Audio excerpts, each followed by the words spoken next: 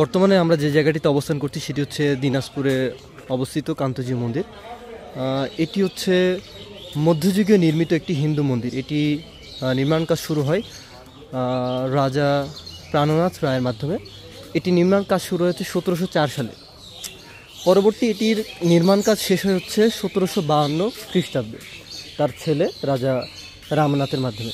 এই মন্দিরটি নির্মাণ করা হয় শ্রীকৃষ্ণ এবং তার স্ত্রী রুক্মিণী দুজনকে উপসর্গ করে। কিন্তু 1897 সালে বিশাল ভূমিকম্পের কারণে এটির অনেকগুলো স্তম্ভ ছিল 9টি, সে 9টি স্তম্ভের অনেকগুলো এখানে ধ্বংস হয়ে যায়। বাংলাদেশে অবস্থিত যতগুলো মন্দির আছে তার ভিতরে সবচেয়ে সর্বোৎকৃষ্ট টেরাকোটার উদাহরণ পাওয়া যায় এই কান্তজি মন্দিরটিতে। প্রতি বছরই বিভিন্ন শরণার্থীরা বিভিন্ন জায়গা থেকে এখানে তীর্থ গমন করে এবং তাদের ধর্মীয় উপাসনা ইত্যাদি দেখে থাকেন।